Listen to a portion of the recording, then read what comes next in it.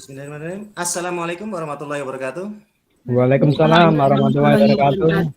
Selamat berjumpa lagi. Perkenalkan, nama saya Joko Nugroho. Kita bertemu lagi dalam sesi ini, Bapak Ibu para calon guru penggerak yang luar biasa. Kali ini saya ingin membahas tentang yang kita hadirkan, yang kita diskusikan hari ini adalah tentang metode apa yang kita gunakan selama pandemi ini. Tentu saja Bapak Ibu sudah banyak sekali menggunakan berbagai macam metode, tetapi khususnya dalam pandemi ini, metode apa yang paling Bapak Ibu gunakan atau yang Bapak Ibu rasa paling baik.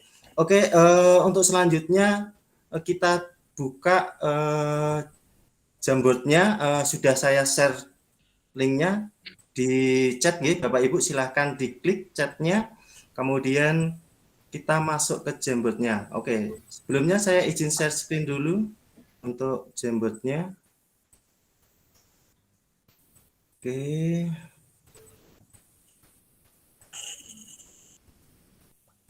Oke, Bapak Ibu sudah nampak nggih? Di situ ada metode apa yang digunakan selama pembelajaran selama pandemi ini. Metode apa yang digunakan selama pandemi ini.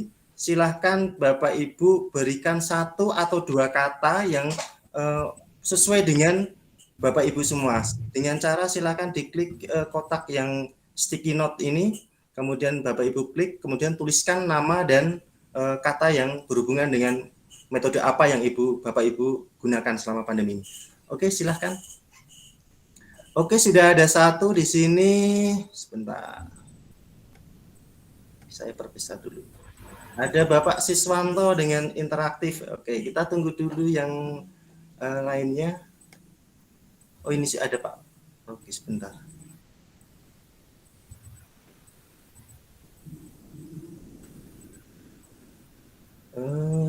Kita tunggu dulu yang lainnya mungkin. Pembelajar. Oke, Pak Widodo ada daring. Kemudian Bu Sunarti, Pak Dian proyek based learning, kemudian Bu Sunarti tugas proyek. Kita masih tunggu lagi satu orang. Oke, sudah semuanya. Ibu Teresia dengan proyek, kita samakan dengan Bu Sunarti tadi, sama ya. Oke, sebelumnya saya ingin meminta tanggapan Bapak Ibu terkait metode yang Bapak Ibu pilih. Kita mulai dari Bapak Siswanto. Monggo untuk Bapak Siswanto silahkan mengutarakan tanggapannya kenapa memilih metode interaktif dalam pembelajaran selama pandemi ini. Silakan. Baik, terima kasih Pak Joko. Saya memilih menggunakan metode interaktif, yaitu maksudnya kita menggunakan platform yang bisa membuat komunikasi dua arah antara guru dan siswa. Jadi guru tidak hanya mengirimkan tugas, kemudian anak mengerjakan, tapi ada komunikasi sehingga guru tahu kesulitan anak dalam belajar apa, langsung kita bisa berkomunikasi secara langsung. Kita bisa menggunakan Google Meet atau aplikasi yang lain. Begitu Pak Joko, terima kasih. Oke, terima kasih untuk Pak Siswanto. Jadi Pak Siswanto menggunakan interaktif, intinya ada hubungan dua arah antara guru dan siswa, begitu ya Pak ya?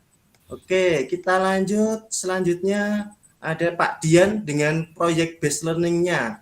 Pada Pak Dian, persilahkan tanggapannya. Ya, terima kasih Pak Joko ya untuk kenapa saya milih proyek based learning, karena memang kondisi di sekolahan saya tidak memungkinkan untuk pembelajaran daring yang sinkronus. Jadi maka saya memilih proyek based learning karena peserta didik memiliki banyak waktu di rumah untuk melakukan sesuatu, dan dengan proyek tersebut kita bisa mengetahui pemahaman peserta didik dan pengaktualisasinya di kegiatan sehari-hari. Itu Pak Joko. Oke, terima kasih Pak Dian. Jadi intinya Pak Dian memilih proyek based learning karena disesuaikan dengan konteks sekitar anak, nggih Pak. Ya, betul, Ji. Oke, terima kasih. Kemudian untuk Pak Widodo, kenapa memilih metode daring, Pak? Iya, terima kasih Pak Joko. Ini sebenarnya kalau menurut saya yang saya turunkan itu bukan metode ya, strateginya mungkin Pak ya. Iya, strateginya daring itu, Pak. Ya, karena mengingat untuk situasi di sekolah saya sendiri bahwa tidak memungkinkan untuk adanya pertemuan pembelajaran secara luring karena memang di zona di wilayah saya mungkin belum mengizinkan untuk kegiatan tersebut. Sehingga ya satu-satunya kegiatan kita lewat daring. Yang pertama andalannya itu adalah WA gitu, GWA.